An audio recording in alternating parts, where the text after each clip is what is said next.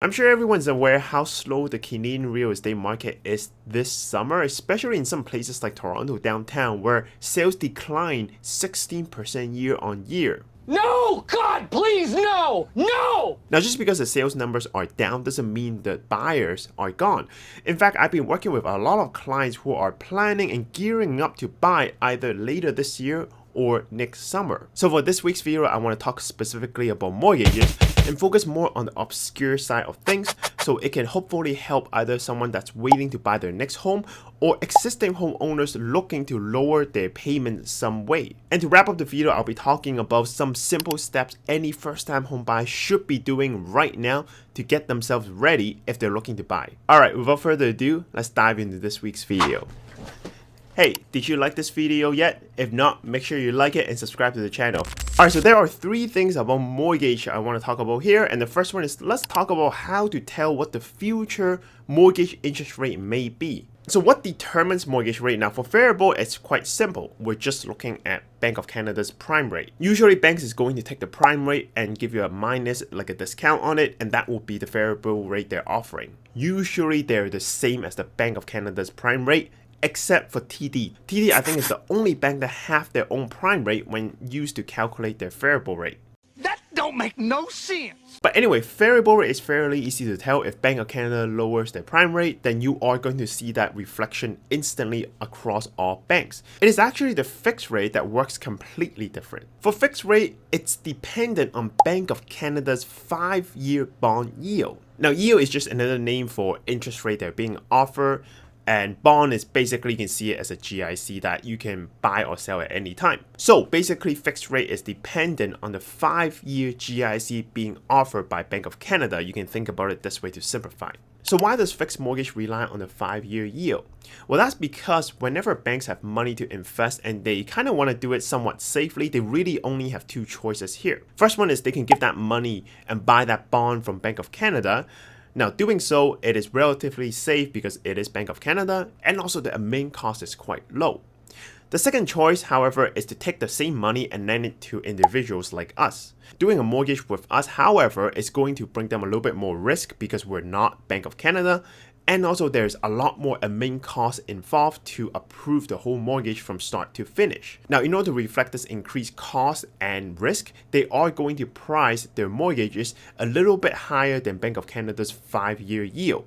Usually this is 1 to 2% higher. So this is why if we look at Bank of Canada's 5-year bond yield chart, we can see that after it has peaked at October 2023, the yield has gone down significantly, and at the same time, we also see this downward trend for fixed mortgages. Now, if you paid attention to the chart, you're probably wondering, how come Bank of Canada have only lowered interest rate 0.25% once, but the 5-year yield has dropped almost 1% already? And this is actually the thing I want to talk about, and this helps determine what is the fixed rate mortgage moving forward, because yield is not really dependent on the prime rate itself. It is more dependent on the expectation of future inflation and the demand of bond traders that are buying these bonds. Now, because we had such a high inflation previously, and we have been seeing a general downward trend despite the fact there are blips here and there, one should expect that in 5 years, the general inflation rate should be somewhat lower than what we're seeing today. And this is why the 5-year yield is being revised downward, because everyone is now expecting inflation to drop off. So if mortgage rate is something you're concerned with right now, then you should pay more attention to Bank of Canada's 5-year yield. And if you see more downward trend, then you should also expect mortgage fixed rates to adjust downward in the near future. Now, obviously, if the yield were to go up, you will see all banks revise their fixed rate upward probably instantly. But if you are going to see the yield go downward, you are not going to see it instantly. They want to make more money off of you. This revise downward is going to happen more slowly, but it should still happen generally. I would say usually within the next 3 months. Dude. What are you doing? Huel. Hey, quit screwing around. Alright, so moving on, the second thing you'll need to know about related to the mortgage rate is qualifying rate for your mortgage underwriting. Sometimes some of my clients have really good budget and cash flow and they can actually afford quite an expensive mortgage, but they can't get that mortgage because they're limited by how much max borrowing power they have. Now, I'm sure all of you know that because mortgage rate went up, the amount of mortgage we can qualify shrunk, but not many people actually know what is the underwriting rate and how does it actually work in the background. So in Canada, banks have to use one of the two rates to underwrite you. One is either a 5.25%, or second is the mortgage rate you're getting with the bank plus 2%. And whichever rate is higher, that's the rate they will be using to translate into mortgage payment plus all the other strata fee, property tax, etc. to come up with the max borrowing power you can have, which is up to a certain percent of your gross income. Now, for more explanation of how this calculation come about, I'm not going to talk too much here. I've made previous video already on this topic you can check out in my channel. But basically what happened is before rate starts increasing, generally mortgage rate were around 1 to 2% mostly. And because of that, even if you were to add 2% on top, your underwriting rate is 3 to 4%. So you won't be using 3 to 4%, you'll actually be using 5.25% because that's the higher number. But after the rate increase, when mortgage are on average around 6% in 2023, you are adding 2% on top and now you're using 8% to underwrite your mortgage. So what does that 3% really mean in terms of borrowing power? Well, it's actually quite a bit. Now, in the old times at 5.25%, if someone is making $100K trying to qualify for a condo, they can on average borrow around $600,000. But now at 8%, they can now only borrow $474,000. That's quite a bit of difference, and that's the difference between a brand new one bedroom in Vancouver or a 20-year-old one bedroom. And this brings us back to point number one about future rate expectation. Even though variable rate hasn't dropped too much because prime rate only cut 0.25%, the fact that 5-year yield is lower so much already, that means 5-year fixed rate is so much cheaper than variable rate. If you were to apply for a 5-year fixed mortgage instead, you can actually get a much bigger borrowing amount. For that same 100K person, every 1% drop in a mortgage rate means around 45K extra in borrowing power. That's quite big. Impressive. So this is another reason why you may want to pay attention to the Bank of Canada's 5-year yield, because even though you may not want a fixed rate in the long run, you might actually prefer variable rate more. If qualifying rate is something that's preventing you from buying your next home right now, then you might want to start with a 5-year fixed mortgage just so you can get that borrowing because underwriting rate is lower. However, you need to still talk to a financial planner and a mortgage broker to figure out what is the best for you and your family going forward. Now, finally, I want to talk about jumping rates from variable to fixed or vice versa. Now, during normal times when inflation wasn't this high and interest rate isn't this crazy, if you lock yourself into a shorter duration mortgage, it should be cheaper, or if you lock yourself into a longer GIC, same idea, it should give you a higher interest rate.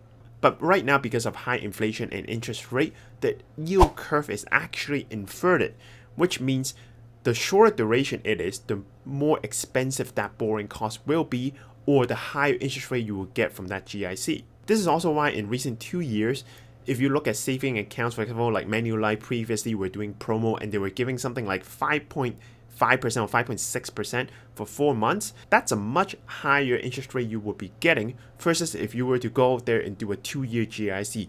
Even though you're locking yourself to a longer duration by doing a 2-year GIC, you're actually getting less interest. Now, because of this, if you're an existing homeowner that has a variable rate mortgage, or you're buying a home and going into a variable rate now, you might find yourself pretty soon in a situation where fixed rate is significantly lower than your variable rate, probably by 1 or 2%, which could mean a couple $1,000s per month in payment. And you would be tempted to switch from variable rate to a fixed rate. That would be pretty cheap to do. Some banks just let you lock it in right away with no cost. Other banks will treat this as a refinance and charge you 3 months of interest as penalty, which is still not too bad.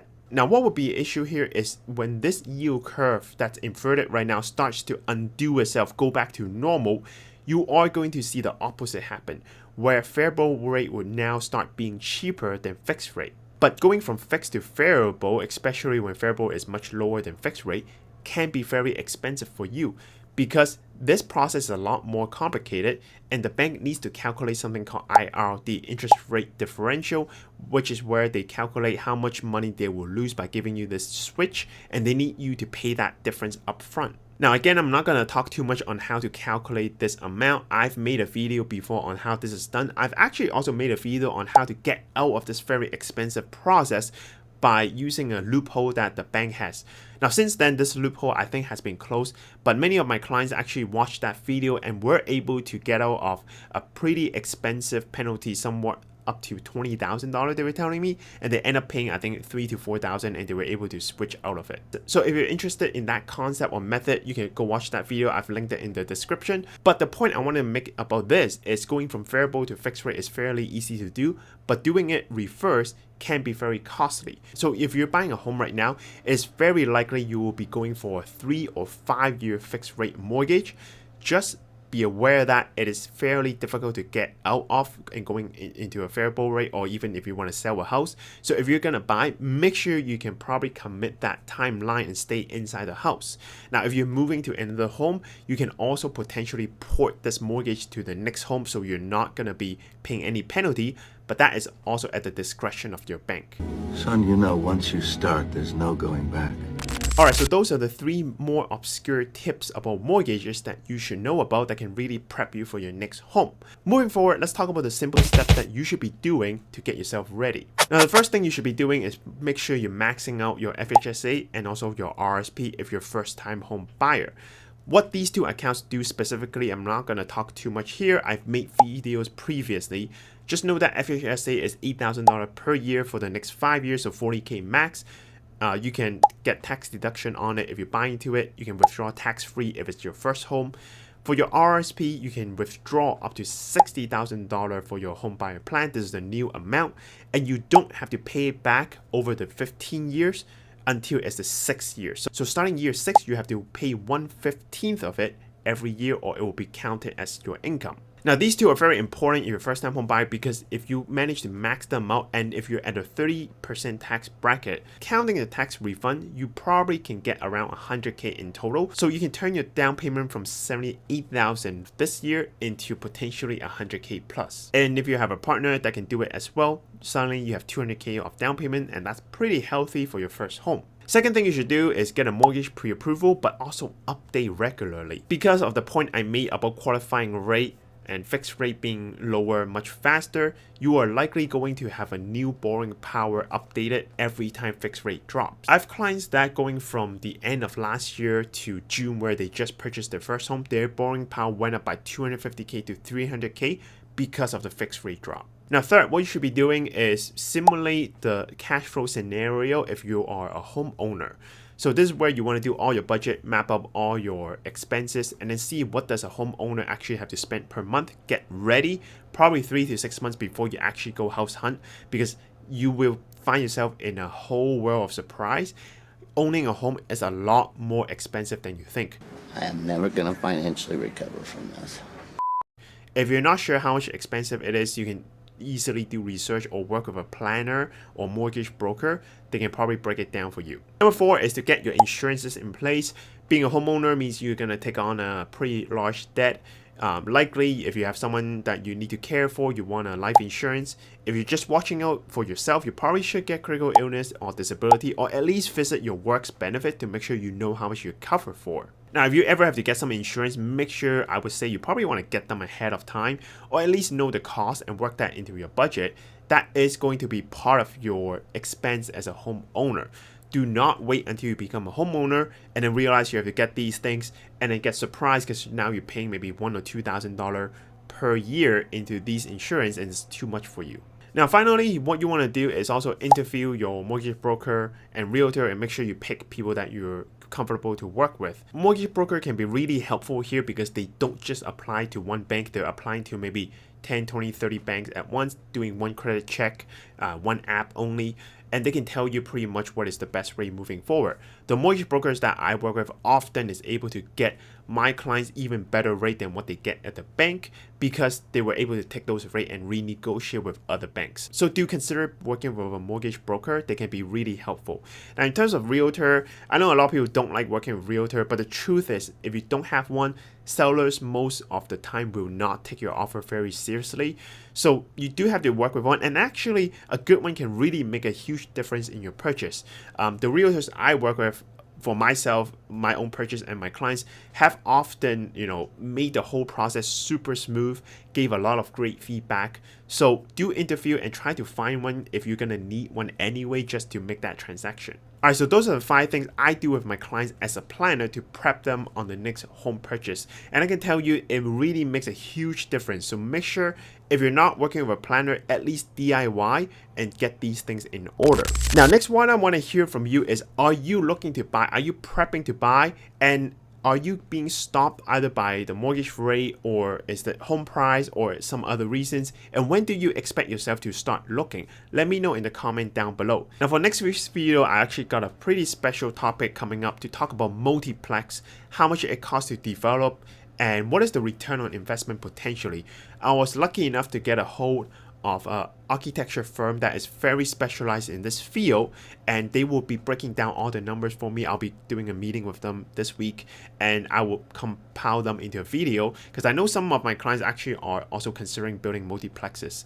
So if you're interested in that field, make sure you stay tuned for my next video. Also, as a mini announcement, I'm also going to start another channel about same financial planning, but it will be in Cantonese, because I've had a lot of clients, actually their parents watch my video and they come and ask me if I can make a Cantonese version because they don't quite understand the English side. Now I'll be going more from a basic level, because I know a lot of new immigrants recently just came from Hong Kong or Taiwan or China, and going from the basic topics all the way into the more complicated stuff, and hopefully it will be in sync with this channel in about a year or two. And so if you're speaking Cantonese and you prefer that language more, check out my new channel. Also, if you haven't already, make sure you like this video. Again, that's the best way to help me. Subscribe to the channel, click the bell button so you get all the notifications in the future. Alright, this is Jacky. I hope you like this video. I'll see you in the next one.